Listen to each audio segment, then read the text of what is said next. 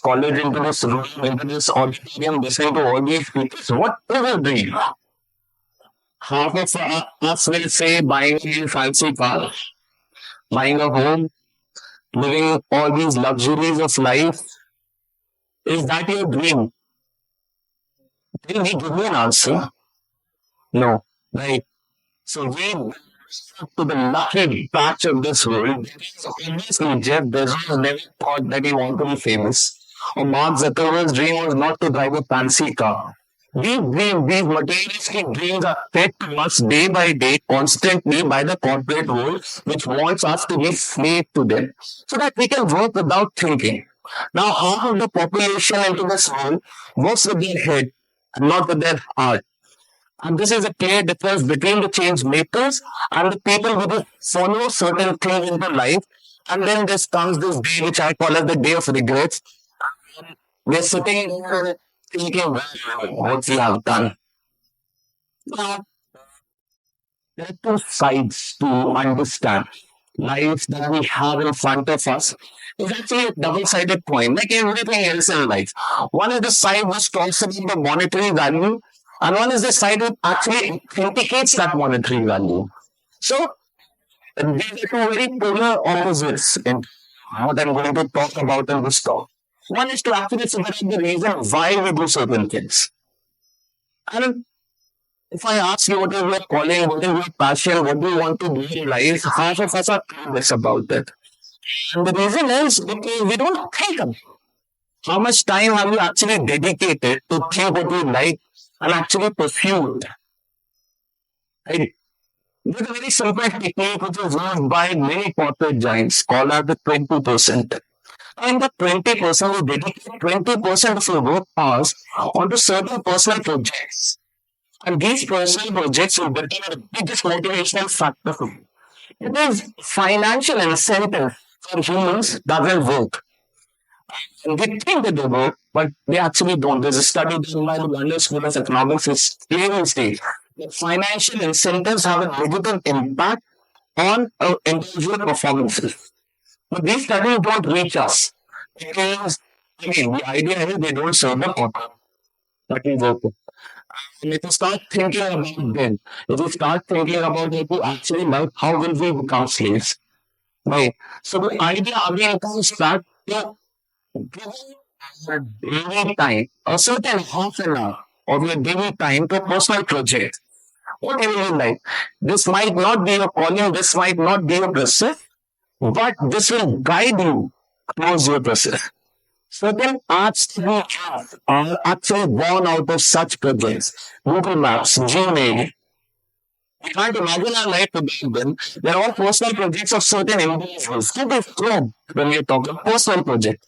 So you have to find some personal project and you start working on them, and that project will guide you and it will become a motivation factor for you. So for me, I am a storyteller. How I got here on this part of the stage is very simple. I started dedicating half an hour, 2 hour of my day time for Instagram, for writing stories, for telling tales, going out on my weekends, talking to folks, sharing our history, heritage. This was never my calling, my passion. It was just something that I like. Now, when I look back at it, I think this is my passion. Right? So this is how your personal projects will guide you, and they will show you a world which is very different. That's first thing. The second thing, the polar opposite of it is, this is the monetary part of the coin. This is the side which we focus on more and more these days. The second side is personal relationships. Another study done by Harvard Society of Adult Development. It clearly states a good life is made out of good relationships. So, again, going to individual perspectives, imagine you have someone to go back, someone you can count on, someone that when you're having a very, very bad day, you just call up that person, rant your heart out. Half of the problems are then solved. Right? At the same point of time, when you have a very, very nice day, you want to share your joy with that one person only, not with the rest of the world, but with that one person. What it does to us, it makes us healthy. You might be a smoker. and have a healthy relationship in life, you live longer than the person who lives through but has very bad social connections. You see, such a huge impact onto our body. And we just don't care about it. We just don't give enough time. Because look at us. We live in a we want quick fixes to everything. Everything. Be it our dreams, be it our work, be it relationships. What we want is a quick fix. And this is something that we have to figure out on our own, that nothing in this world have a quick fix to them. What we really want is to work day in and day out with grit, perseverance, with dedication, and be consistent in what we actually like. One week you dedicate to a personal project, and the next week you're like, no, yeah, this is not my thing. Like that. We have to build years of stamina, of hard work. And only then, somewhere around the line, you see sunlight. Sunlight. And then there will be judgmental look, certain remarks on you. You have to take all of that in. And what you have to do is shine bright. What you have to do is give out. Don't listen to any anonymous comment on social media.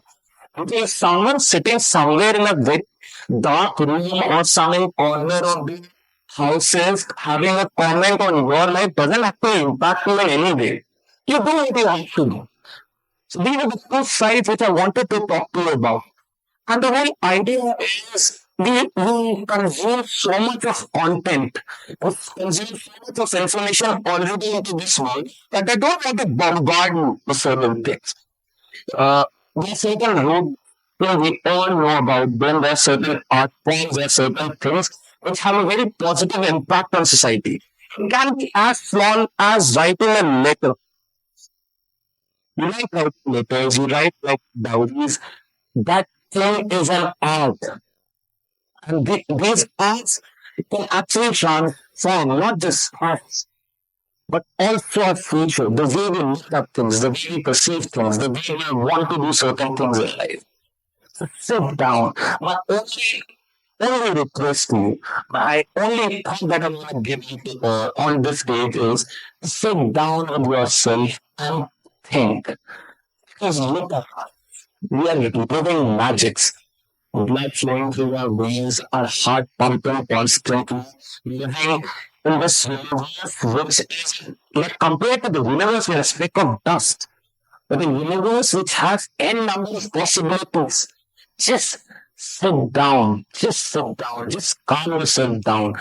Just think, accept who you are, think about it, and you will transform everything around you. Because for an individual, as I said, when you actually figure out what you want to do, uh, last example that I'm going to give you is if you actually thought that this is the course you want to pursue in our life, and for that one individual who dreams to come to this college and actually study that course, every class has something unique to offer.